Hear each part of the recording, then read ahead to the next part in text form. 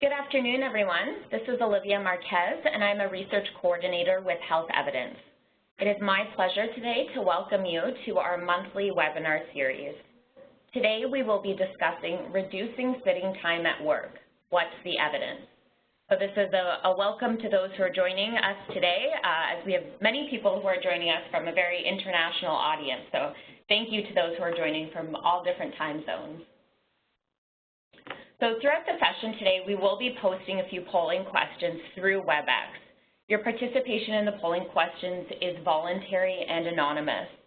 We hope to enable engagement and stimulate discussion throughout the session. So I'll just leave this consent slide up for a moment so you can read it.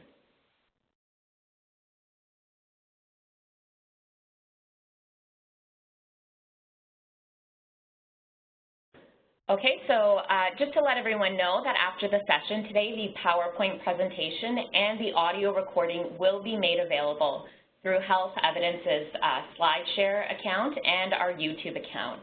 The links to those resources will be posted in the chat section. And today we're very excited to be discussing a review about reducing sitting time at work.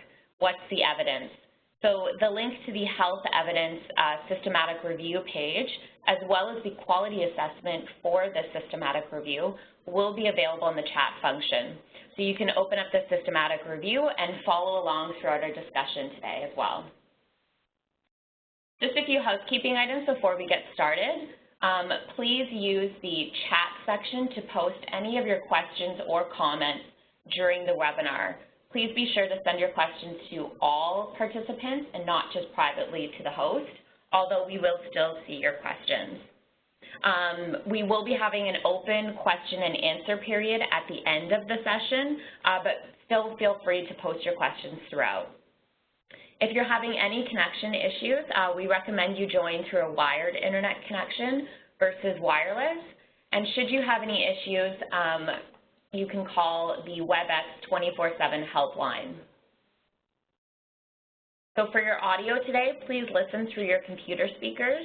You can navigate to communicate and then audio broadcast at the top tab in WebEx. And again, there's the WebEx 24/7 helpline should you have any difficulties. So we're going to open up our first polling question of the day, and we're wondering how many people are joining today's session with you, if you're joining just yourself or with a few other people.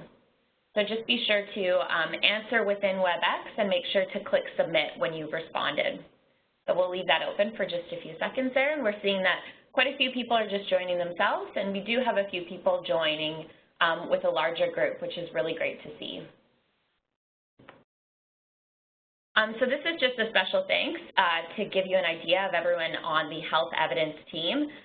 There's a very big team here who helps to bring you this monthly webinar series as well as this session today. We work really hard to keep the Health Evidence Registry current and maintained.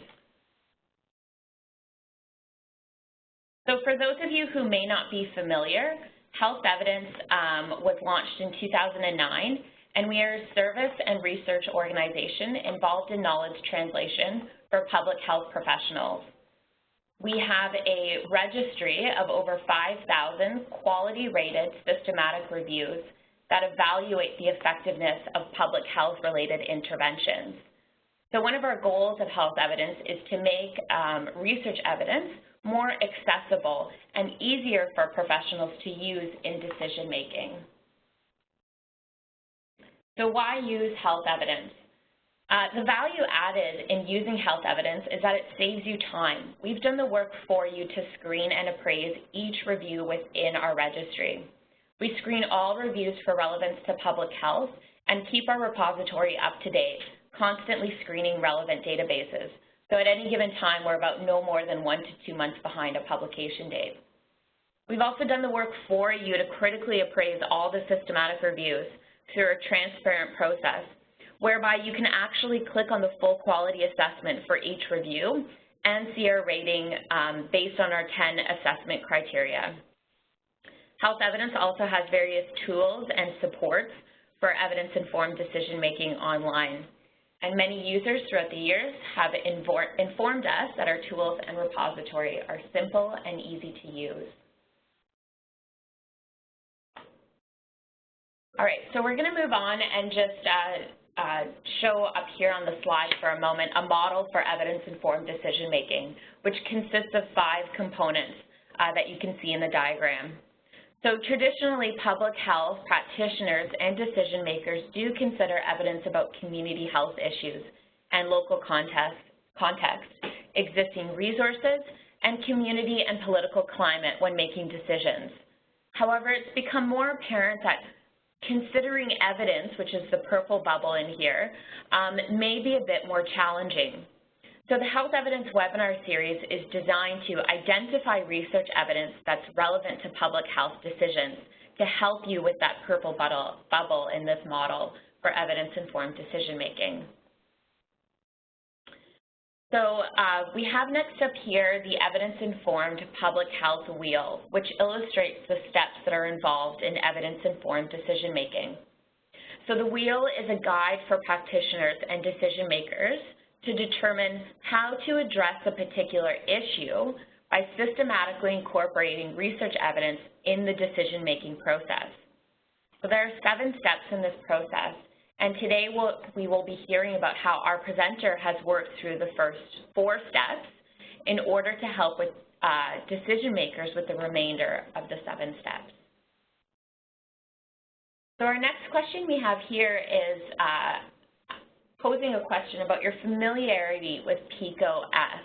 So have you heard of PICOS before? So again, you can respond through WebEx and just make sure to hit submit when you've responded. So we're seeing that quite a few people are familiar with PICOS, but we do have a few people who are not familiar. So we'll leave the polling question open for just a few minutes, and then in the meantime, we'll move on to what PICOS actually is. So it's a way for you to really structure your questions in a defined set of evidence-informed decision-making. And it involves defining who the population is that you're interested in, or the situation, what intervention you want to know about, the comparison group, if any, and this is sometimes a little bit challenging for public health-related evidence, the specific outcomes that you're looking for. And sometimes we also have a particular setting in mind, so this could be school or community setting, or in our case, the workplace setting. So the value of a PICO question is that when you have an issue that arises, you can use PICO to turn this into a searchable question or format, which allows you to further articulate specific components of that question, so you can really hone in on what you're looking for. Searching for relevant information and evidence related to your PICO question then becomes a lot quicker and easier. So we have our next polling question here. We're wondering how often you use systematic reviews to inform a program or service. So always, often, sometimes, never, or you might not be familiar with what a systematic review is.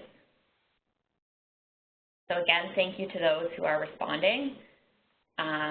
We'll leave that question open for just a bit longer. So we do have few people who are often or always using systematic reviews, which is really great to see, and a few people who are sometimes or never. So with that, that closes our introduction for today, and I'd like to formally introduce our presenter today. We have Dr. Nipun, who's joining us from Australia, actually, and is situated at Victoria University. So it's our pleasure today to welcome Dr. Nipun, who will be presenting for our webinar today. So thank you very much, and welcome. I'll allow you to take it away. Hello, everyone. I'm Nipun Shrestha, and I'll be talking about how to reduce sitting at work today.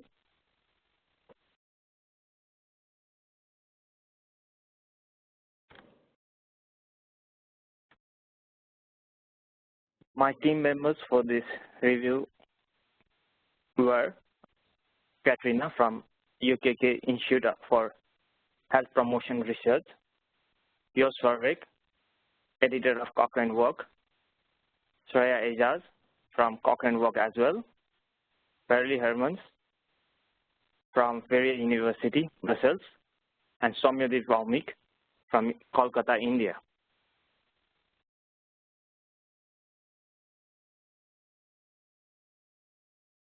This picture shows how humans have evolved over time from an ape to a hunter man or caveman who is a lot more physically active to a technology nerd who is working behind the desk.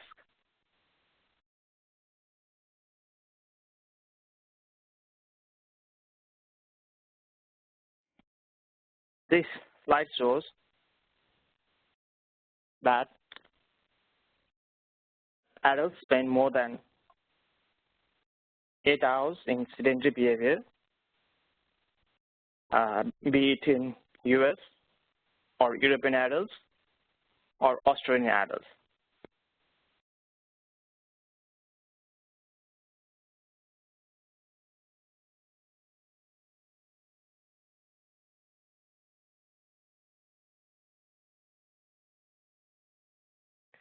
This graph is written from a time use survey, and it shows that sedentary behavior is increasing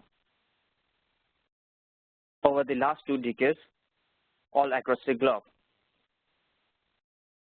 The upper line is for US adults, and the line below is for India.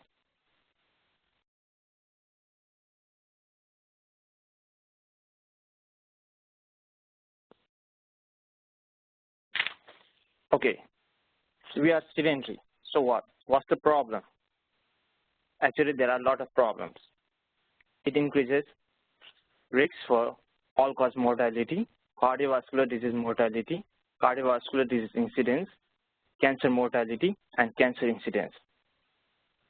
As well as there are metabolic complications like diabetes, hypertension, and mechanical conditions like arthritis, back pain, breast cancer, and depression. There has been a lot of interest in this sedentary behavior field in the recent days. It has been covered in various media,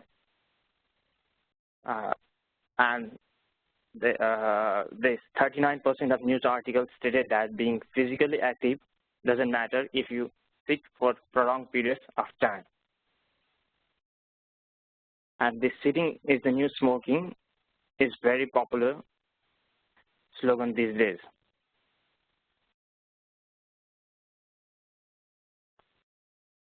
It's not only popular in the news media, but also among the researchers. We found 8 articles up to 2014, but from 2014 March onwards to 2015 June, we found 12 new articles. And this article received an L-metric score of 983. L-metric is the media attention received by a research article.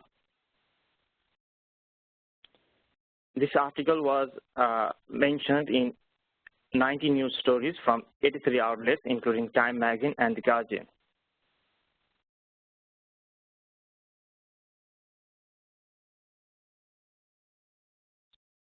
Moving on to the next slide, we categorize our workplace intervention into 3 broad categories.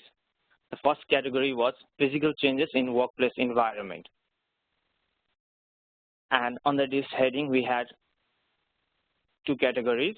The first one is changing the layout of the workplace, like moving printers, a dustbin away from the desk.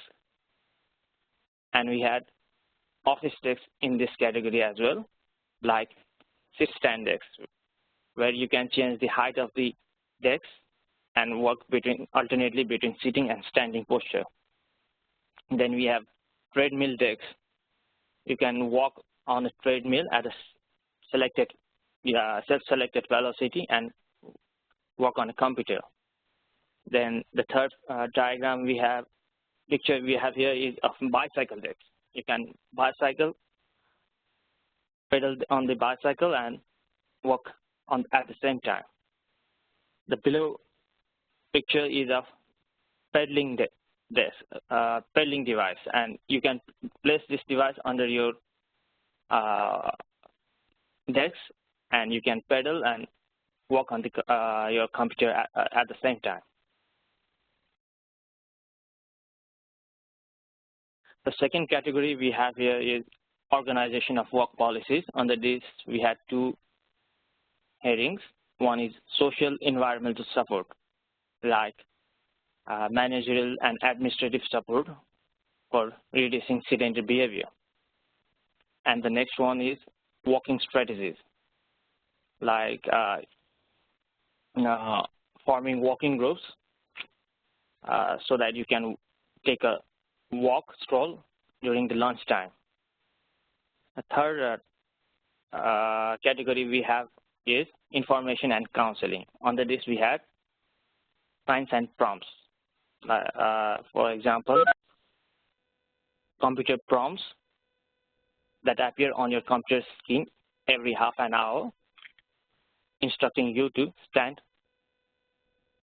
or walk so that you can break your sitting time. Then we have e-health intervention, like sending out emails instructing to reduce sitting time. Then we have individual counseling for reducing sitting time. And we have last category, multiple category interventions, in which the above mentioned interventions are combined to reduce sitting.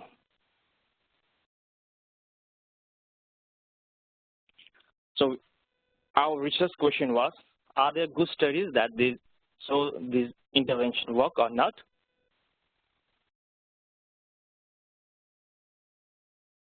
So our inclusion criteria was, we had participants who were working behind the desk. We had already talked about intervention. Our comparison groups were no intervention or other active intervention. Our outcome were self-reported or objectively measured time spent sitting at work and adverse events. And we included randomized control trials, cluster randomized control trials, controlled before-after studies in our review.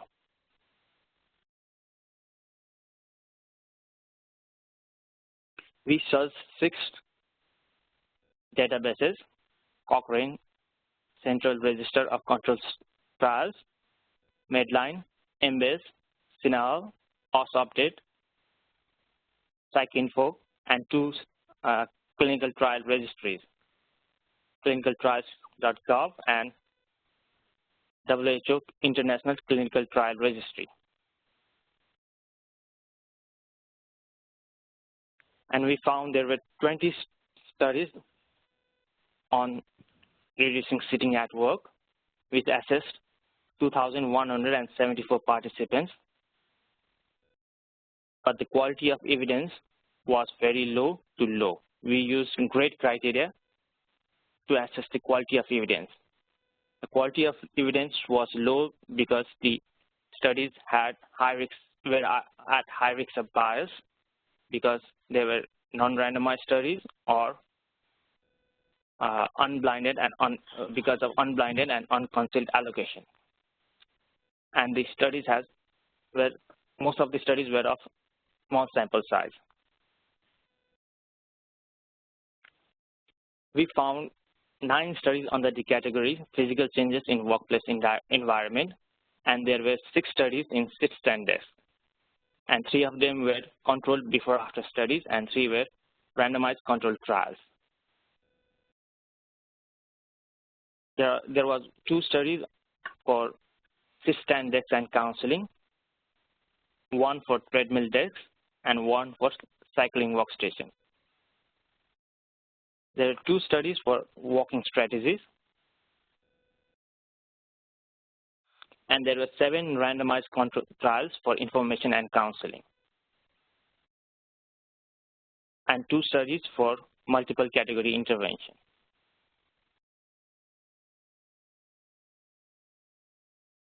We found that ystematic reduces sitting between half to 2 hours as short term. We categorize follow-up time up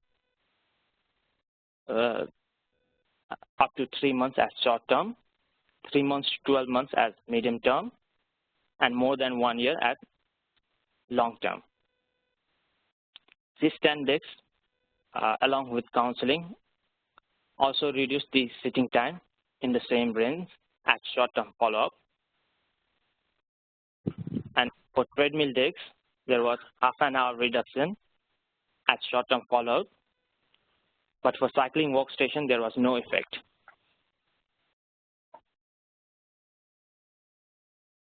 This is a forest plot, and there were 2 studies in this forest plot. Both were controlled before-after studies. These studies assess sitting sit-stand desk, and you can see the effect estimate of minus 113 minutes. That means there was around 2-hour reduction in sitting time in these studies.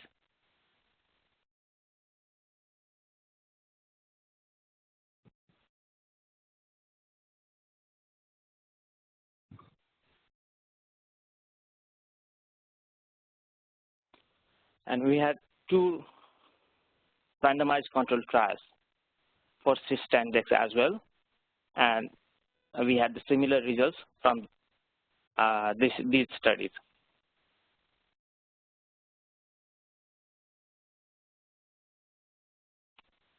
For walking groups, we found no effect, and counseling reduced sitting time by half an hour at medium-term follow-up. For e-newsletter, we found no effect. For computer prompting, there was inconsistent effect, and mindfulness training had no effect. For multiple category intervention, we found inconsistent effect.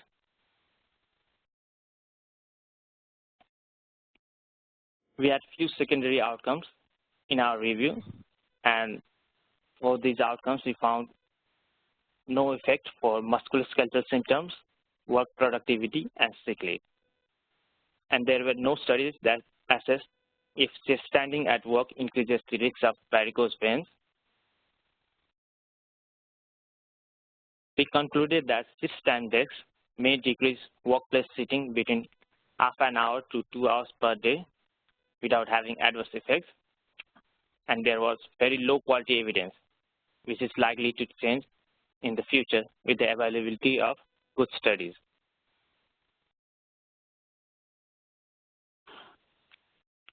We are still unsure if standing is the solution because there is hardly any extra energy expenditure between sitting and standing.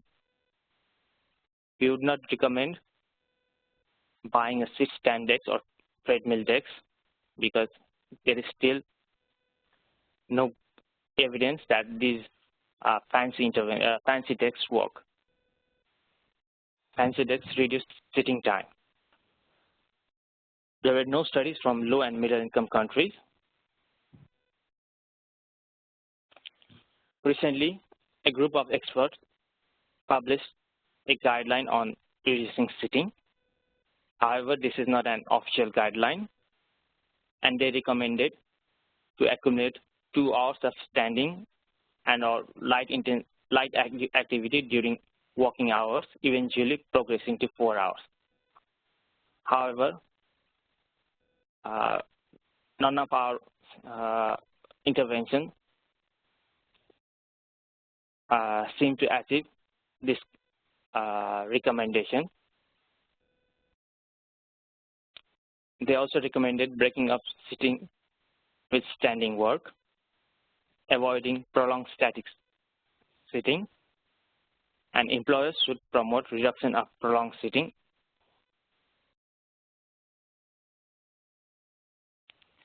These are the key unanswered questions in sedentary behavior research. Can we change sitting behavior over the long term? If yes, how much is realistically possible? And what intervention approaches would be most effective at inducing long-term sitting behavior reduction? Does changing sitting behavior have a positive effect on long-term health outcomes like body weight, cholesterol, blood pressure, and blood glucose?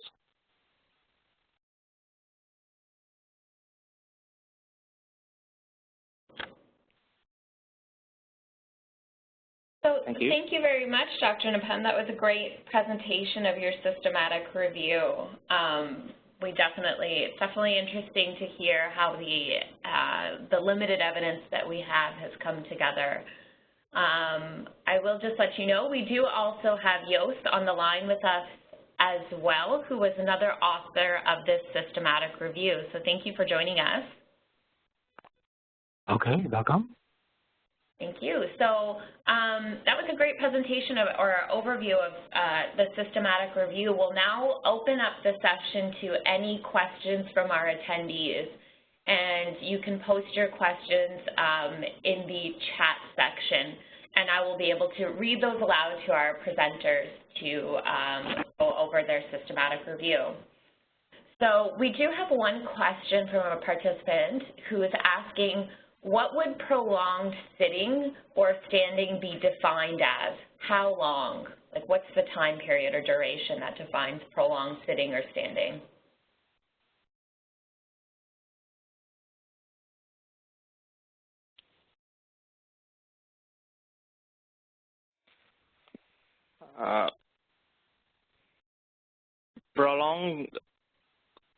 I would define prolonged sitting as more than half an hour sitting in a stretch. In one setting, if you sit more than half an hour, then I'll define it as prolonged sitting. Okay. Yes, and I can add there that in occupational health, we're very much inclined to regard or to consider 2 hours of standing or 2 hours of sitting as serious period of, let's say, exposure to sitting or standing, but I think there's no real rationale for that.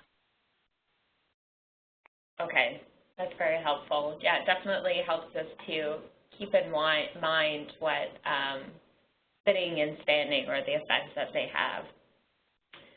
So any attendees can continue to post questions in the chat or Q&A. So for our presenters today, I actually just have a question about if you've had any individuals who have come about thinking about any sort of changes that should be made in the workplace.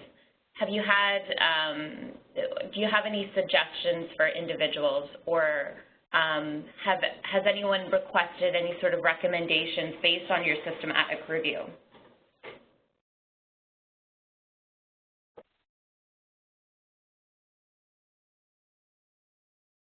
So can you repeat the question? So we're just wondering if sort of any recommendations have come out of this systematic review with regards to sitting in the workplace.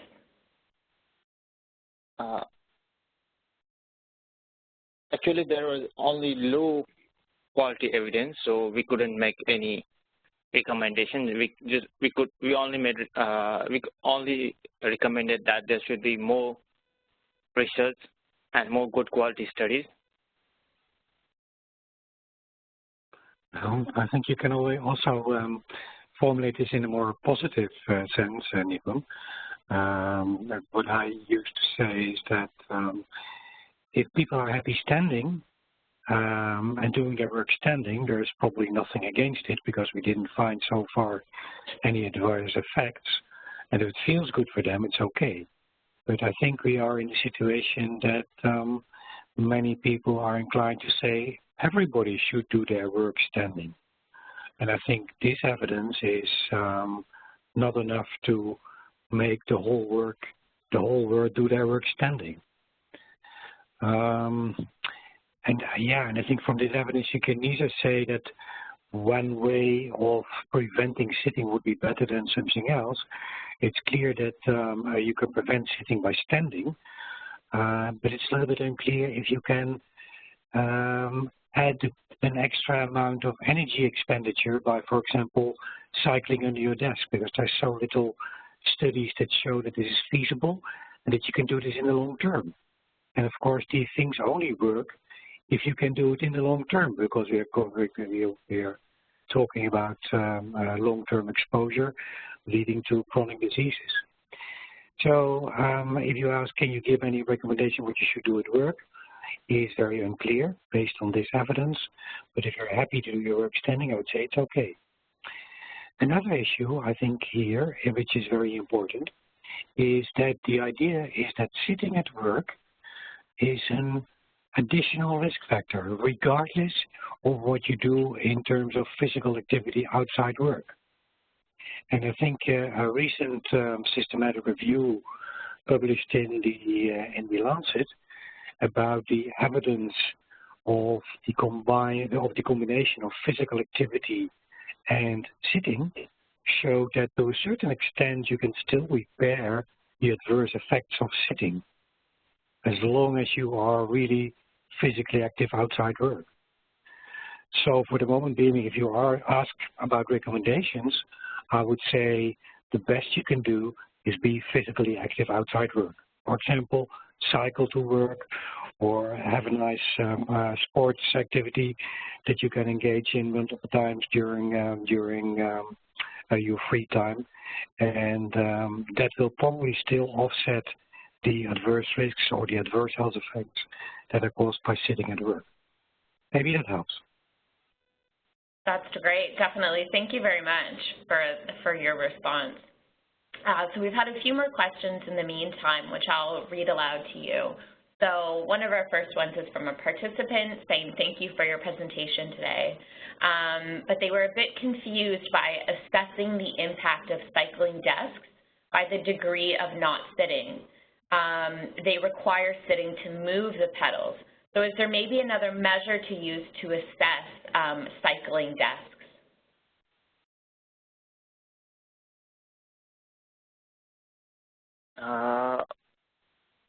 We had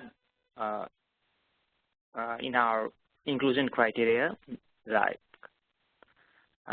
interventions that reduce sitting and replace it with some other activity, or active sitting, like pedaling decks and bicycle decks. So these decks increases your energy expenditure. So we had energy expenditure as an outcome, but we didn't find any studies that has measured energy expenditure as an outcome.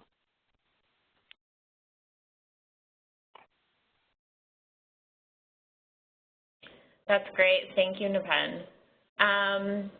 So we have another question here that's both asking, how many times should we break sitting during an 8-hour workday? So again, this might be related to the previous question where you might not be able to form a certain recommendation, but I'll pose it to you in any case if you have any comments.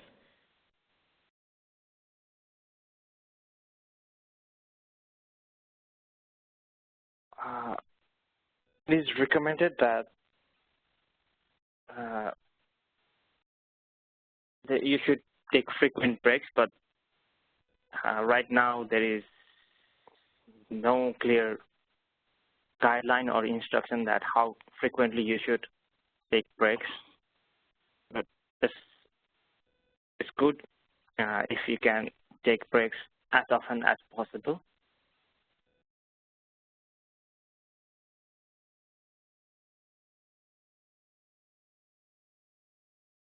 Definitely. Thank you very much. So we have another question from a participant that's maybe more of a comment or question, but it says that some studies mention to stop sitting after 20 minutes and then stand for 2 minutes.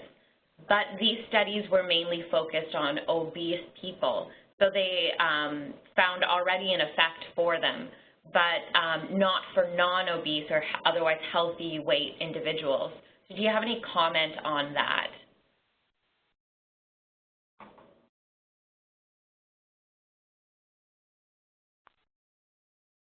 Breaking of sitting poses health risks, even if you are obese or not, doesn't matter. It poses equal risks in both obese and non-obese people.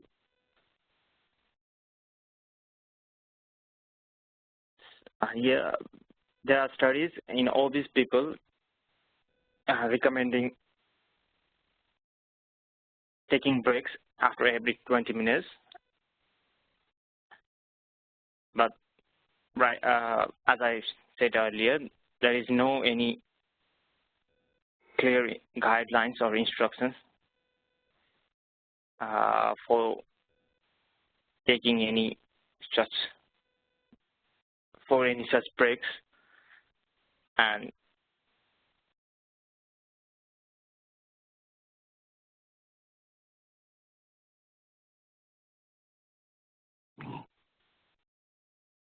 I'm happy to add.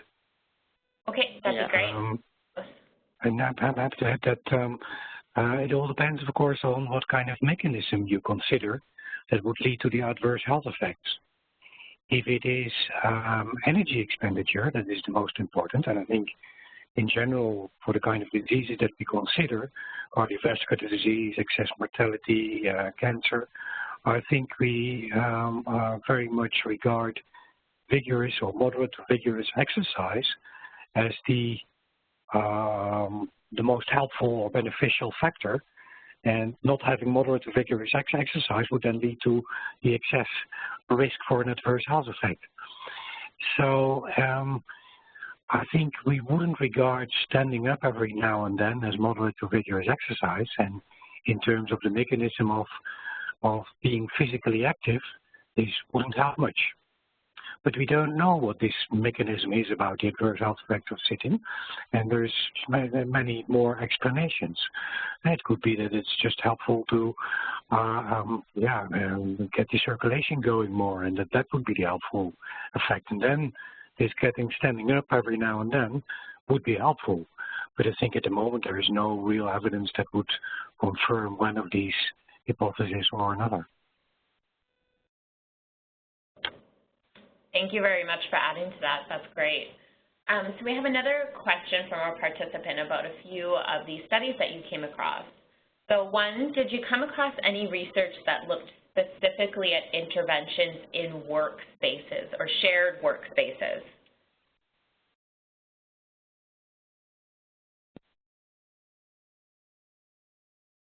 There could be some interventions for shared workspaces like standing meetings and like placing the printer away from the desk, but we didn't find any such studies, any such randomized controlled trials. So these interventions should be tested. Definitely, maybe something to look forward to in the future as more research emerges. So we have another question that's asking, is sitting and lying down equivalent in terms of energy expenditure or risk?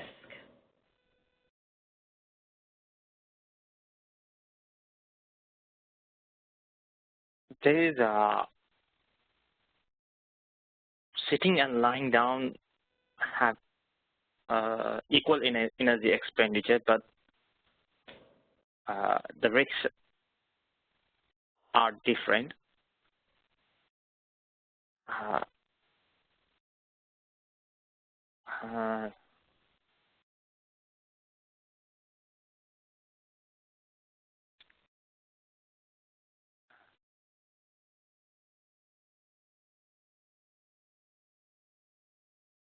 And perhaps I'll give you a moment to maybe think about that one a little bit further. Yeah. So were there any studies that looked at the use of stability you also balls? want to add something? For sure. Well, about the lying and sitting and standing. The problem is, of course, that all these, let's say, inactive postures have very little energy expenditure. So if you think about the mechanism behind all this, that it's energy expenditure, so then whether you are lying at work or you are standing or sitting at work doesn't make too much difference. But if you have another idea about what causes these adverse health effects, that it's the prolonged posture, the static posture that you have, then it might help to change posture every now and then. That's great. Thank you very much, Joost. So just the other question, which was, did you come across any studies that looked at the use of stability balls in place of chairs?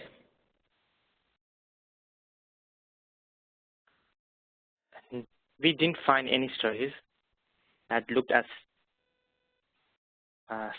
stability balls. It does change the sitting from inactive sitting to active sitting, but there were no randomized controlled trials or controlled before-after studies which were included in our review. These were the study designs included in our review, and there were no such studies available for reducing sitting at work. Interesting. So maybe we'll see a bit of that coming out more, especially as those are starting to gain more popularity in the workplace. I think about balls, I think that sitting balls, that the experts are of the opinion, or differ of the opinion, that there is pros and cons there. And one of the ideas is that it's too unstable and that there's a risk of falling. So definitely, if you would like to say everybody should use a sitting ball for active sitting at work, I think this should be studied much better, and especially with regard to the adverse effect of falling off the ball or being too unstable. Definitely, that's a very good point of sort of our risk of injury with that goes along as well. Thank you very much. So another question, so thank you for the interesting presentation. Can you explain what was involved in the counseling portion of the interventions, as this seemed to be more effective?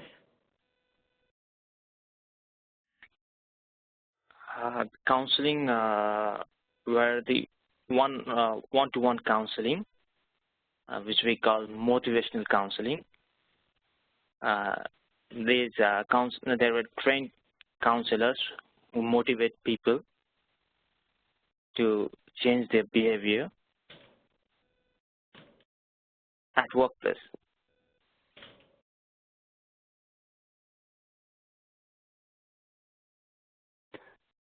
I think these were Dutch studies where the people came to the occupational physician, and basically the occupational physician tried to motivate people to be more active at work. But the effects of the counseling were, I think, sort of inconsistent. That there was one study that had a half-hour reduction of sitting time there, which was significantly reduced, and another study didn't find a result there. You may correct me, Nipun, if I'm wrong. Yeah, you are correct that it's a Dutch study, and it found that there was half an hour reduction.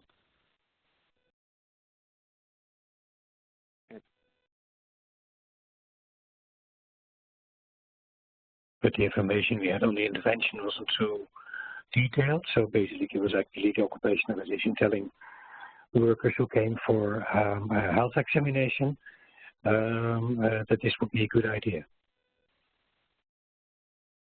That's great. Thank you very much to you both. So another question who's saying thank you to Dr. Nipun. They're wondering how many studies or do you expect or are expected to come out in the next following year or maybe ongoing related to this topic?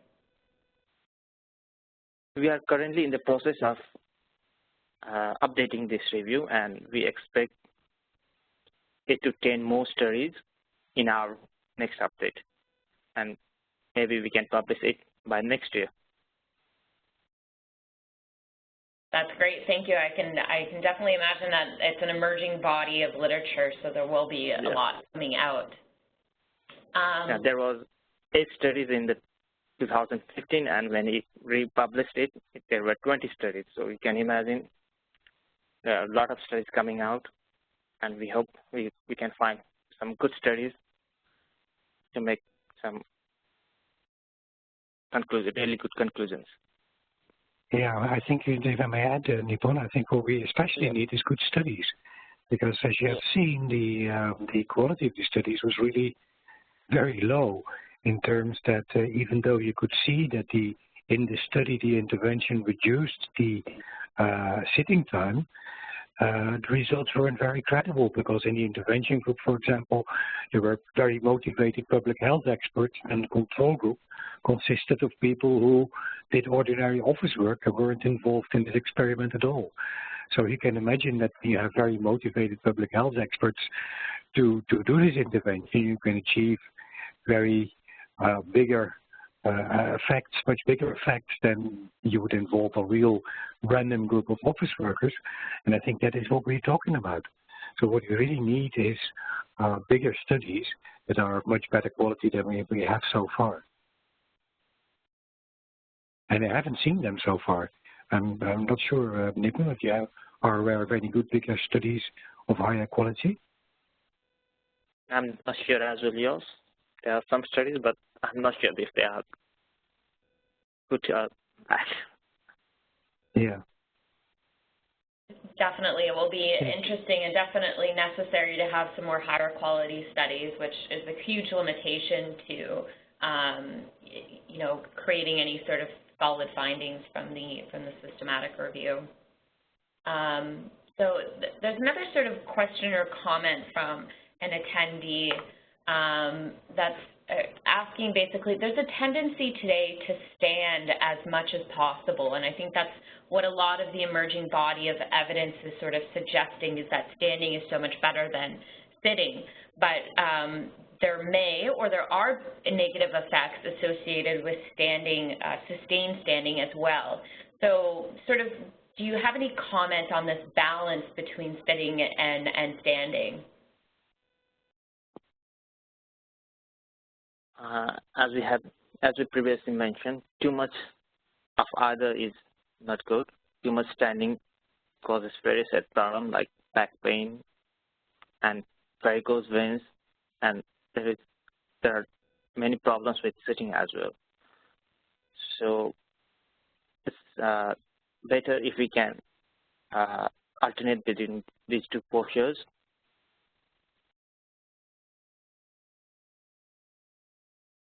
Yeah, and I can add that we have reviews going on of the effects of standing and sitting, or changing from sitting to standing at work, on musculoskeletal disorders.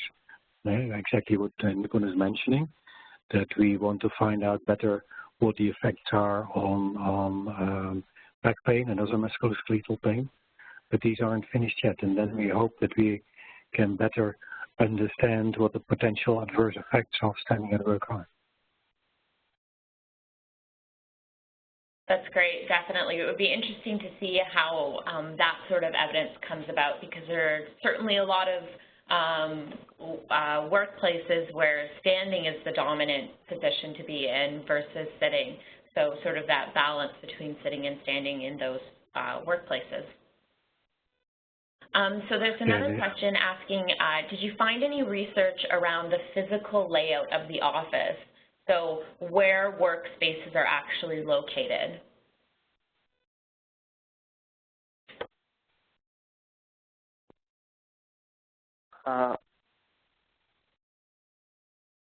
Physical layout. Yeah, we didn't find any such studies, changing the physical layout as a whole. We can say installing sit-stand desks at the workspace also falls under that category, but changing the physical layout as a whole. We didn't find any such studies.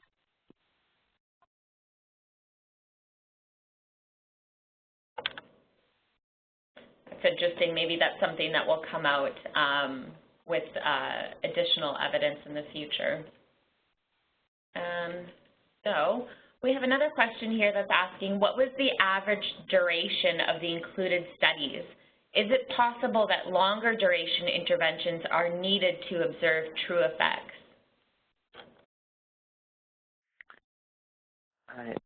Yes, an interesting thing is that with these interventions to change behavior, the effectiveness seems to reduce over time. Most of these interventions were successful at short term, immediately after the intervention, but the effect diminishes over time. So we need longer duration interventions and longer duration studies to see if the interventions really work over the long period or not.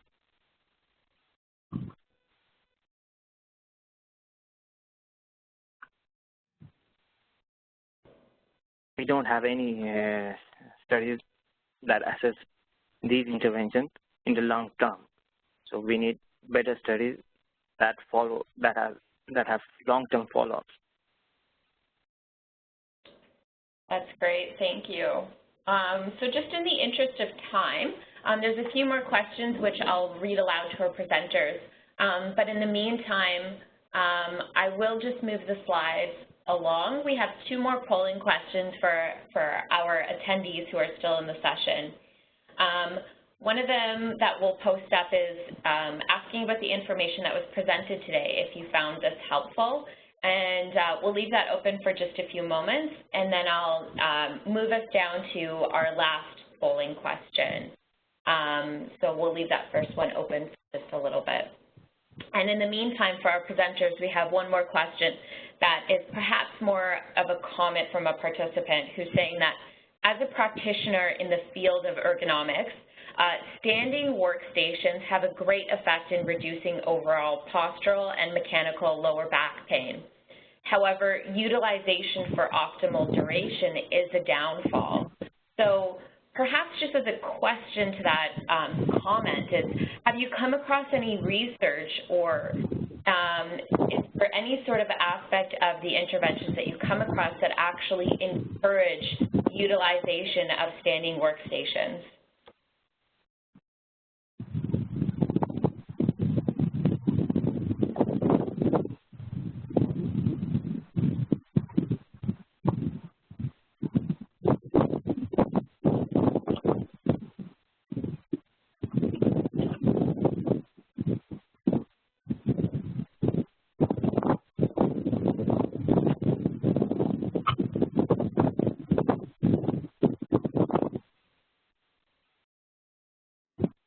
I'm not sure if we're having some connection issues with our presenters.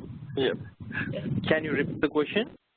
Oh, so the question was, there was a comment from a participant who's saying that as a practitioner in the field of ergonomics, standing workstations do have an effect in reducing postural and mechanical low back pain. However, utilization for optimal duration is a downfall. So have you come across any interventions that actually have a component that encourage the use of standing workstations in addition to just providing the standing workstations? And if I may answer the question, I think that all the interventions came with encouragement to use them and instructions to use them. It wasn't just the interventions were just like, here is a stand desk, please use it to your discretion. It was very much that people were instructed to do so.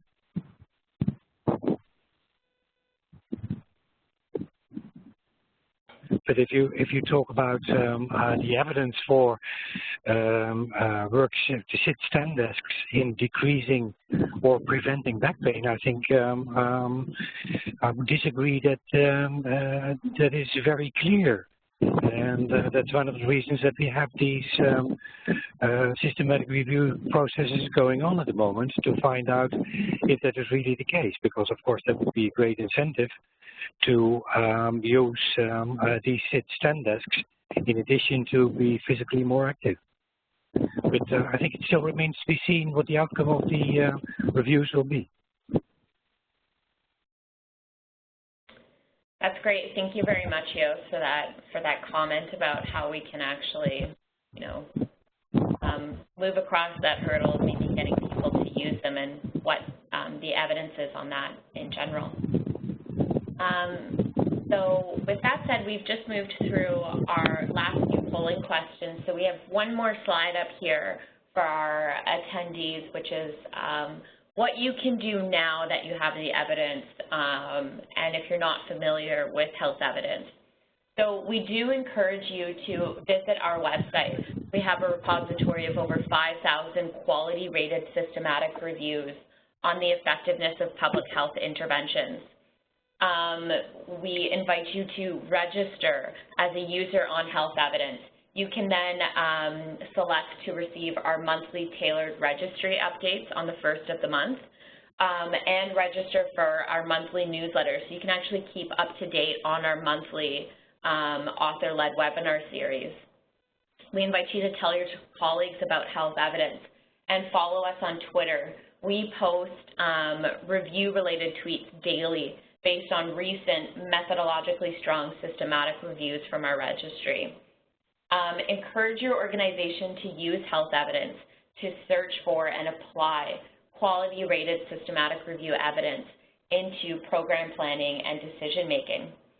And we invite you to contact us to suggest topics for future webinar series or provide any sort of feedback. We're always happy to hear. So we're just coming up to the end of our time today. I'm not seeing too many more questions from our attendees. So on behalf of Health Evidence, I'd like to extend a very big thank you to both of our presenters today. Dr. Nipun, thank you very much for joining us from Australia. And Joost, thank you very much for joining us from Finland. It's great to see our international attendees and presenters today. So thank you very much for your excellent presentation. I know a few people have already said that they found this very helpful and a great presentation, so thank you very much. And I'll pass it along to the both of you if you have any final last words today.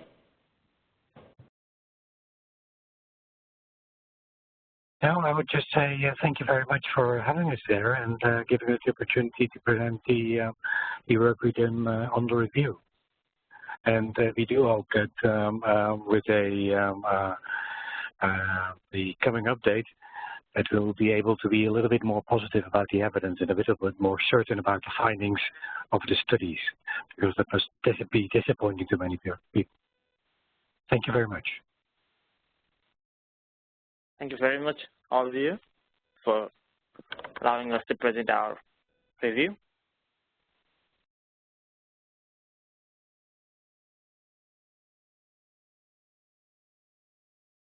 Thank you very much to you both for joining our session today, and thank you very much to all of our attendees. We wish you a lovely afternoon, and thank you for joining us today.